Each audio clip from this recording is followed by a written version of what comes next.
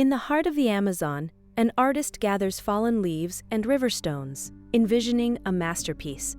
With each brushstroke, the canvas transforms, mirroring the river's flow and the cycle of life it sustains. Using natural dyes, she captures the vibrant hues of the rainforest, blending them into a tapestry of water and earth. The piece evolves, revealing the interconnectedness of nature and art. As the final touch, she adds a shimmering layer of resin, encapsulating the river's essence. This creation not only celebrates the Amazon's influence on the global water cycle, but also inspires others to see art in nature.